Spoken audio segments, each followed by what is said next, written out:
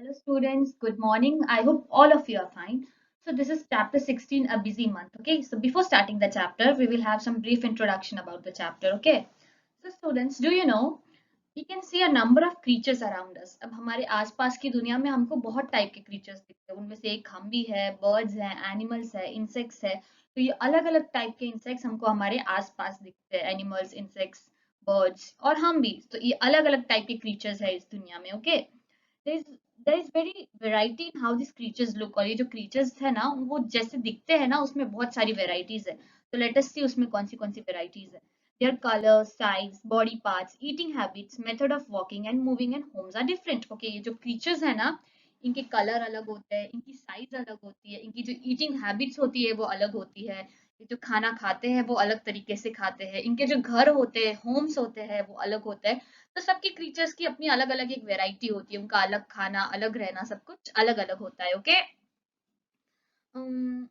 Okay this creatures have a lot of variety in their body parts और इनकी body parts में बहुत सारी वेराइटी होती है let us see for example some animals have tails some have trunks अभी कुछ एनिमल्स होते हैं जिनकी टेल्स होती है जैसे कि काऊ है मंकी है और कुछ एनिमल्स होते हैं जिनके की ट्रंक्स होते हैं जैसे कि एलिफेंट है सम हैव टू और मोर देन 2 फीट कुछ कुछ एनिमल्स होते हैं जिनके 2 फीट होते हैं कुछ एनिमल्स होते हैं जिनके 2 से ज्यादा फीट्स होते हैं while some do not have feet at all और कुछ होते हैं जिनके फीट्स ही नहीं होते while some do not have feet at all some have beaks and wings while others have horns और कुछ होते हैं जिनके पास beaks होते हैं feet होते हैं और कुछ होते हैं जिनके पास horns होते हैं horn मतलब जो सिंग जो काऊ के पास होते हैं तो वो सबके पास नहीं होते कुछ एनिमल्स के पास ही होते हैं ओके तो सब अपने अपने तरीके से अलग अलग दिखते हैं ओके सबकी अपनी अपनी वेराइटी होती है eating habits of this creatures are also different अब ये जो एनिमल्स ये जो क्रीचर्स है ना इनकी ईटिंग हैबिट्स भी डिफरेंट होती है सब अलग अलग तरीके से खाते हैं some animals eat with their mouths and tongues कुछ एनिमल्स उनके माउथ और टंग से खाते हैं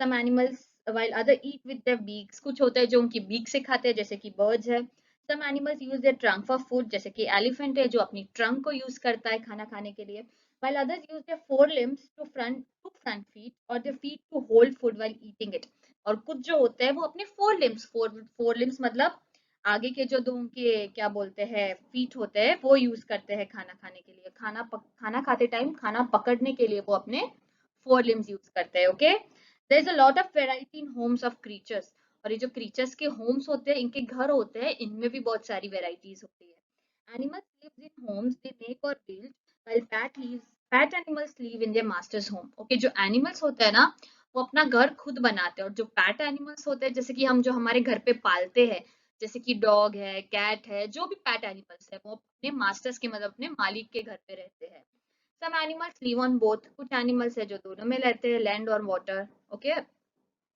birds make various type of nest to stay and lay eggs in जो बर्ड्स होते हैं वो अलग अलग टाइप के नेस्ट बनाते हैं उसमें रहने के लिए और उसमें एग्स रखने के लिए आपने काफी बार देखा होगा जब हमारा घर बंद होता है तो हमारे घर के विंडोज पे भी हमने देखा होगा कि बर्ड्स के नेस्ट बने हुए होते हैं right the method of making nest and choosing a place for it differs from bird to bird okay अब ये जो birds होते हैं ना उनकी भी choices different होती है अब जैसे कोई bird है जैसे pigeon है crow है peacock है तो इन सब की भी choices different होती है सब अपने अपने नेस्ट अलग अलग चीजों से अलग अलग तरीके से और अलग अलग जगह पे बनाते हैं कोई भी सेम जगह पे सेम नेस्ट नहीं बनाता है okay all birds do not have the same type of बिक और जो सब बर्ड्स होते हैं ना उनकी बिक भी सेम नहीं होती सबकी बिक्स अलग अलग होती है there is a variety in beaks according to their uses उनके यूजेस की वजह से बिक्स की वैरायटी भी अलग होती है some birds have short small beaks while others have long beaks some birds have flat beaks while others have crooked beaks किसी के शॉर्ट होती है किसी की बड़ी होती है किसी की कुक्ड होती है किसी की क्या बोलते हैं छोटी होती है किसी की शार्प होती है तो अलग अलग टाइप की बिक्स होती है okay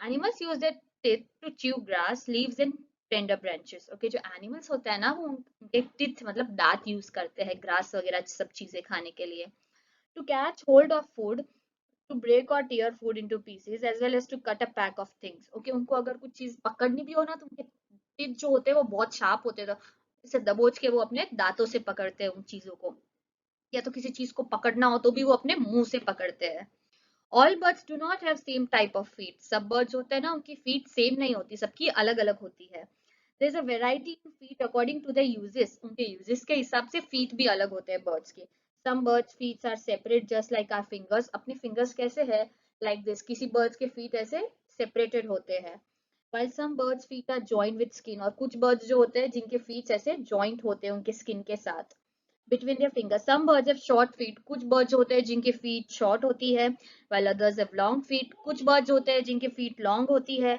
Some birds feet curl or curl, while others of those have talons. कुछ किसी के curls होते हैं, किसी के curves होते हैं.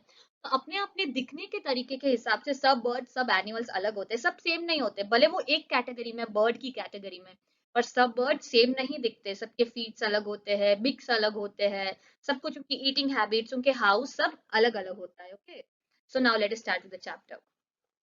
Bal Mandir, Bhavnagar, 13th April 1936. So let us start with the chapter. Dear children, it is 3 o'clock in the afternoon. There are no clouds in the sky. The sun is burning hot. Okay, दोपहर के 3 बजे हुए हैं. Clouds में क्या बोलते हैं, sky में कोई भी क्लाउड्स नहीं है, और सन इज बर्निंग हॉट, मतलब बहुत गर्मी हो रही है. The sparrows, doves and sunbirds have started working in pairs as to prepare their nests. Okay, ये जो birds है, sparrows है, sunbirds है, doves है, इन्होंने पेयर में काम करना चालू कर दिया है अपने नेस्ट बनाने के लिए. Some of the birds have already made their nest. कुछ birds ने तो already अपने nest बना लिए हैं. In some of the nests, the eggs have hatched. कुछ eggs है, कुछ जो क्या बोलते हैं nest है जिनमें eggs hatched हो गए हैं, मतलब बाहर निकलने के लिए तैयार है. The parent birds are busy feeding the chicks. Okay, जो parent birds है वो birds को फील करने में busy है. With different kinds of insects and other things. Okay, feed उनको खिलाने में busy है. Feeding मतलब खिलाना, किसी जो पेरेंट बर्ड है ना वो बच्चे को फीड कर रहे हैं, मतलब खिला रहे हैं. आपने देखा होगा कुछ बर्ड्स ग्रेन्स खाते हैं, कुछ इंसेक्ट्स खाते हैं, तो वो जो भी खाना खाते हैं तो वो पेरेंट बर्ड अपने बेबी बर्ड को फीड कर रहे हैं, वो खाना खिला रहे हैं उनको. In our courtyard also there is a baby dove. अब यहाँ पे बात हो रही है कि उनके कोर्टयार्ड में कौन है, एक बेबी डव है. There is another egg in the nest but it is not hatched yet. अब उनके क्या बोलते हैं, एक कोर्टयार्ड में एक और एग है पर वो अभी तक बाहर नहीं निकला है उसमें से कुछ भी चूजा. ओके, डव जो लिटिल बेबी डव है वो एक ही है, दूसरा बाहर नहीं आया है अभी तक. Okay. On the way to Gopal Bhai's house, there are many stones alongside the road. Okay, Gopal भाई के हाउस के रास्ते पे, जिस रास्ते से गोपाल भाई के घर जा रहे थे ना, उस रास्ते पे बहुत सारे stones थे. In the space between the stones, an Indian robin has laid its eggs. Okay, जब जिन stones के बीच में जो space थी ना, वहां पे एक Indian robin, जो ऊपर bird दिख रहा है ग्रीन कलर का, ये bird का क्या नाम है, Indian robin.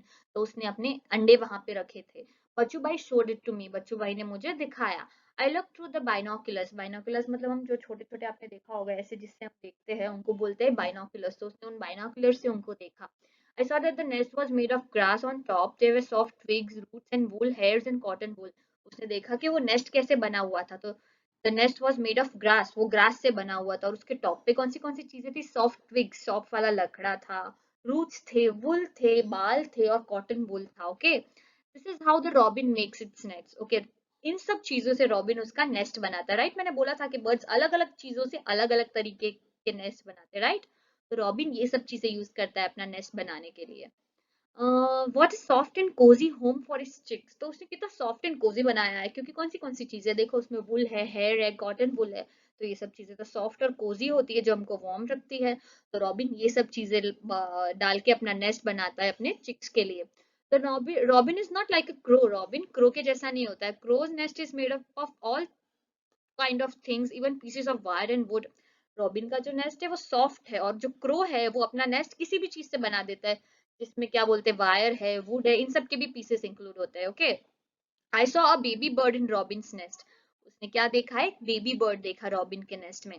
It was sitting with its big wide open. उसकी बिग जो थी वो ऐसे वाइडली ओपन थी, खुली थी. The mouth was red from inside. उसका मुंह था वो अंदर से कौन से कलर का था, रेड कलर का था. In a little while, the robin flew to the nest and put something in the chick's open beak, maybe a few small insects. और थोड़ी ही देर में रॉबिन ने क्या किया, उसने जो उसके चिक, बेबी चिक की जो क्या बोलते हैं बिग खुली थी, उसमें खाना डाला. खाने में मे बी एक स्मॉल इंसेक्ट हो सकता है. By then it was evening. The robin settled down with its chicks. और उस उतने में शाम हो गई थी, तो रॉबिन भी उस नेस्ट में अपने चिक्स के साथ आराम कर रहा था. You know that the coil sing sweetly. Yes, we all know coil sweetly coo coo. कौन करता है ऐसे sweetly, कोयल करती है, right? Do you know that this bird does not make its own nest? कोयल वो अपना नेस्ट कभी खुद नहीं बनाती. It lay its eggs in crow's nest. वो अपने eggs कहाँ रखती है, क्रो के नेस्ट में रखती है. The crow hatches them along with its own eggs. Crow कोयल के एग्स की भी देखभाल अपने एग्स की तरह ही करता है। कोयल कभी भी अपना खुद का नेस्ट नहीं बनाती, वो अपने अंडे क्रो के नेस्ट में देती है, right? There's a small tree nearby. It has a nest hanging from its branch. Birds are so wonderfully different. The crow builds its nest high up on the tree. Crow उसका जो nest है वो high बनाता है tree पे. The dove make its nest among the thorns of a cactus plant or a mehndi hedge. Dove जो है वो अपना nest कैसे बनाता है? Thorns जो होते हैं ना cactus plant से, उससे. The sparrow can be found it and around our own house. Sparrow तो हमारे घर के आसपास भी दिख जाता है. बट आजकल आपने देखा है स्पैरोस कम हो गए, बहुत रेयर केस में हमको स्पैरोस दिखने को मिलते हैं सिटीज में, because of all this noise pollution, या तो वायस की वजह से, या इतना हम एयर पोल्यूशन करते हैं, तो इन सब की वजह से स्पैरोस कम होते जा रहे हैं ना. It makes his nest anywhere on the top of cupboard behind a mirror on a ledge. जो स्पैरोस होता है ना वो अपना नेस्ट कहीं भी बना सकते हैं, जैसे कि टॉप ऑफ कबर्ड, मिरर के पीछे, दरवाजे के पीछे, कहीं भी वो अपना नेस्ट बना देते हैं, right? Dove also make their nest like this. Dove भी अपने nest ऐसे ही बनाते हैं sparrows के जैसे. Often they make nest in old or deserted buildings. वो अपना nest कहाँ बनाते हैं? पुरानी जो buildings होती है ना वहाँ पे. The barbet or coppersmith bird can be heard in the summer with its took took took call. और जो क्या बोलते हैं coppersmith bird है ना, ये हमको कब दिखते हैं? Summer में दिखते हैं. कैसी आवाज के साथ? टुक टुक टुक. It makes it nest in the hole. वो अपना nest कहाँ बनाते हैं? Hole में बनाते हैं. In a tree trunk. Tree trunk में जो होल होता है ना वहां पे वो अपना नेस्ट बनाते हैं. And the tailor bird uses its sharp beak to stitch together two leaves on a bush. जो टेलर बर्ड होता है ना वो उसकी बीक को यूज करता है दो पत्तों को स्टिच करने के लिए साथ में. It Lay's it eggs on the fold of the leaf that it has made. This is its nest. और वो उसका नेस्ट होता है. ये टेलर बर्ड है और इसने ये देखो दो पत्तों को अपने बीक से स्टिच कर लिया है. और जो ऊपर का जो फोल्ड पार्ट है ना वहां पे वो उसका एग रखता है, तो वो उसका नेस्ट बन जाता है, right? The sunbird makes a nest that hangs from the branch of a small tree or a bush. क्योंकि जो sunbird है वो उसका nest कैसे बनाता है? ब्रांच या small tree के bush पे लटक रहा होता है, hang कर रहा होता है. So same in evening we saw a sunbird's nest. Can you guess what its nest is made of? The nest hair has hair, grass, thin twigs, dry grass, cotton wool, bits of tree bark, pieces of cloth threads, and even spiders, cobwebs. और बहुत सारी चीजों से, इन सब चीजों से क्या बना था? ये sunbird का nest जो कि हमको दिख रहा है. You can see this is sunbird's nest, okay?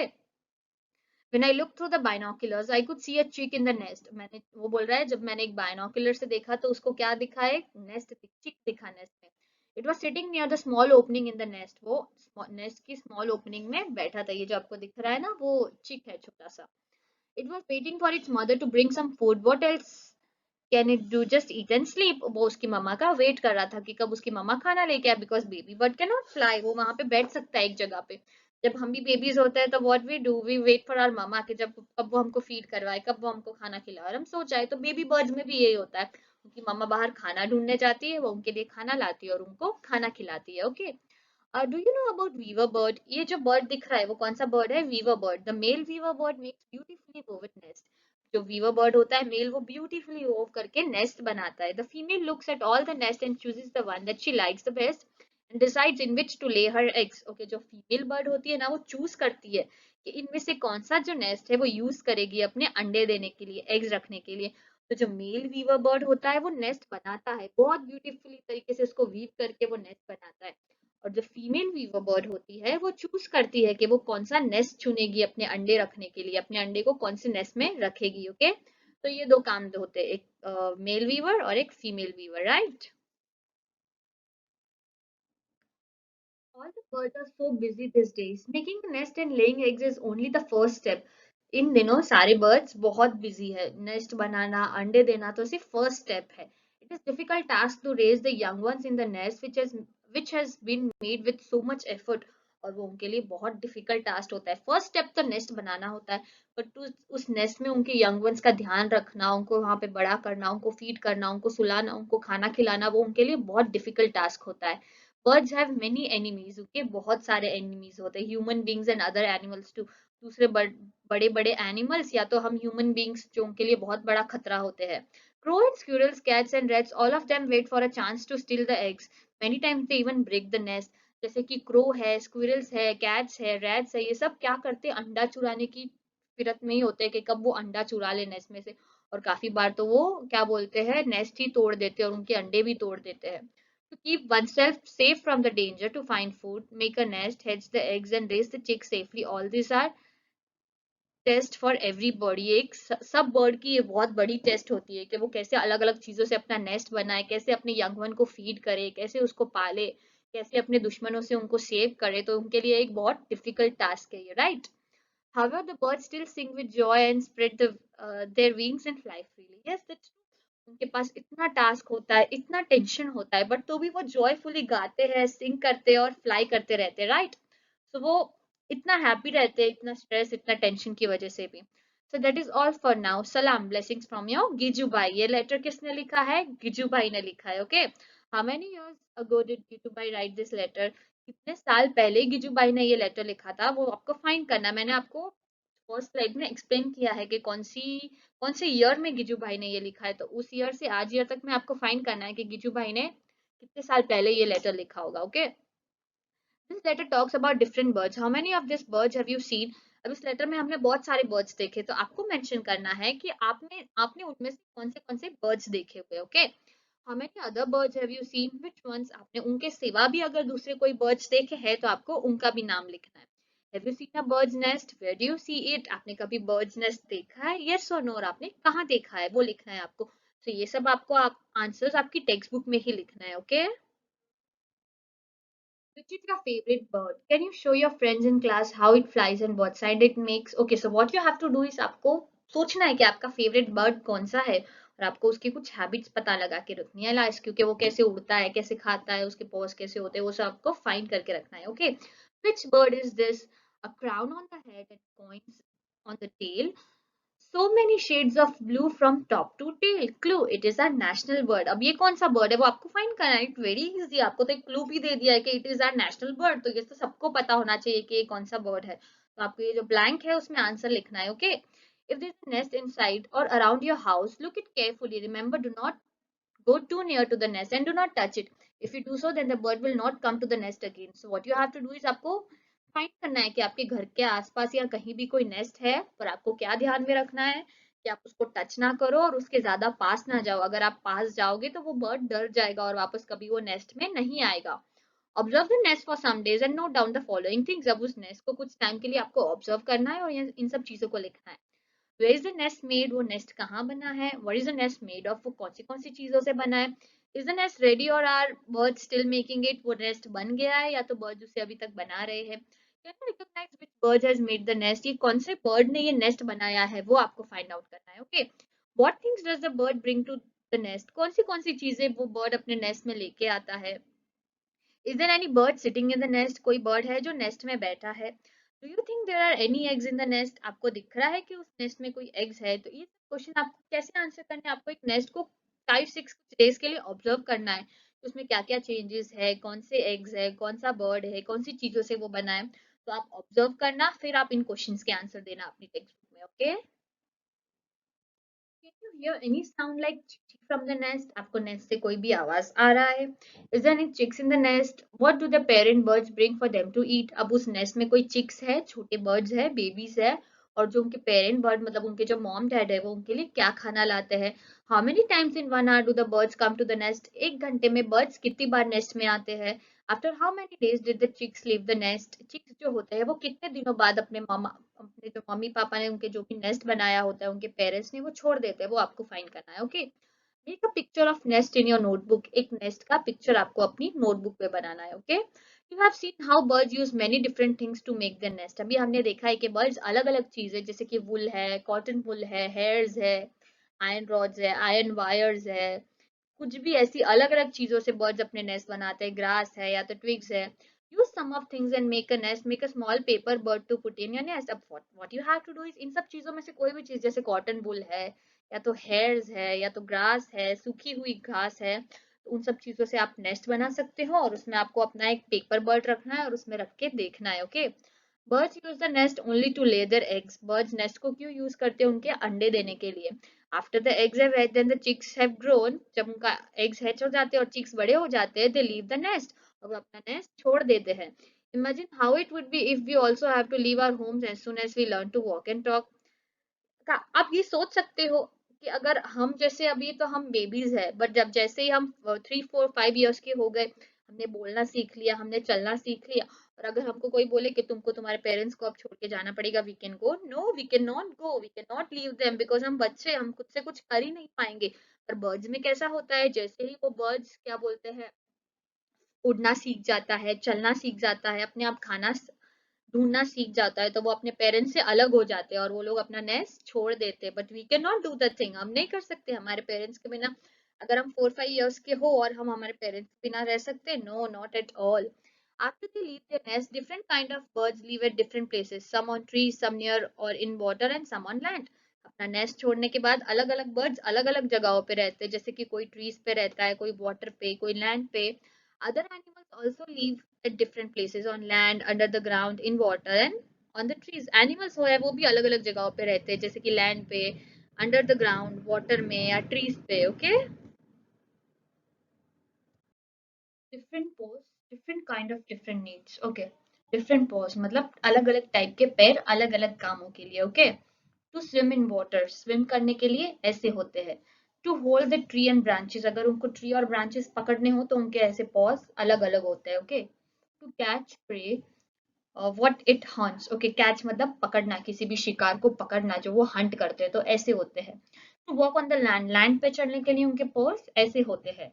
To climb on the tree, tree पे क्लाइंब करने के लिए ऐसे होते हैं। Okay, birds beaks according to food, birds के बीक्स कैसे होते हैं, जिस तरह से वो खाना खाते हैं, जिस तरीके का।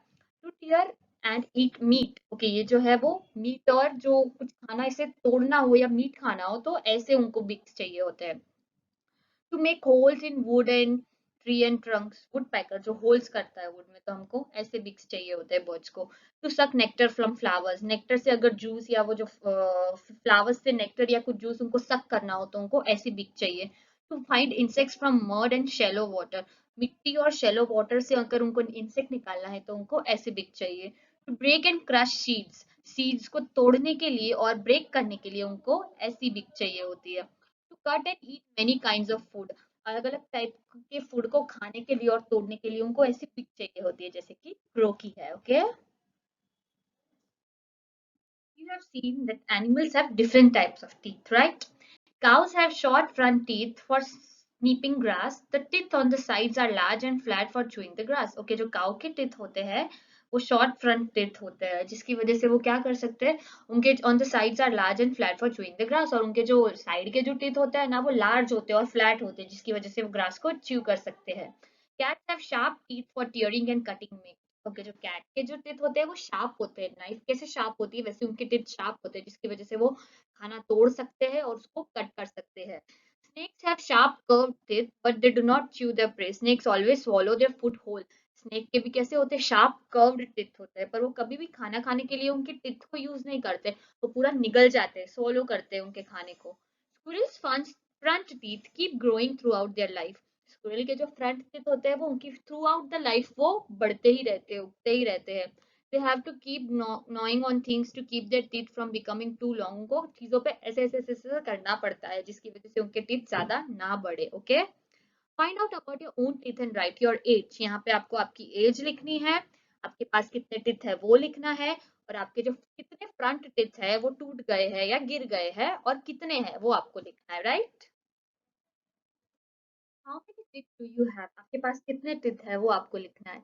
How many of your milk teeth have fallen but no new teeth have come in their place. Milk teeth मतलब आपके जो बचपन के दांत है वो कितने गिर गए हैं और उसकी जगह पे कितने न्यू टीथ नहीं आए हैं, या वो ऐसे के ऐसे है वो प्लेस, आपको वो लिखना है। Find out more about teeth, look at your friends teeth, are the different kinds of teeth. आपको आपके फ्रेंड के दांत देखने हैं, क्या वो अलग टाइप के हैं।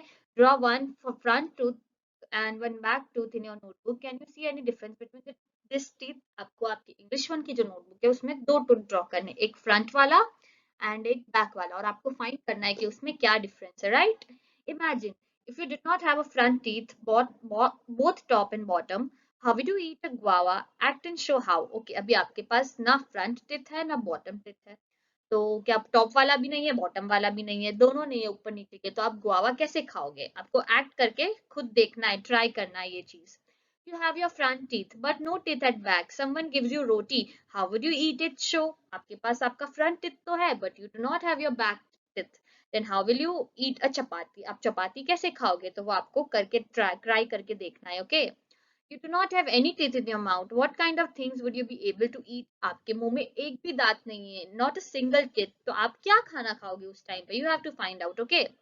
Draw a picture in your notebook. How would you look if you have no teeth? Okay, अगर आपके मुंह में एक भी दांत नहीं हो तो आप कैसे लगोगे? तो आपको वैसा एक पिक्चर ड्रॉ करना है, right?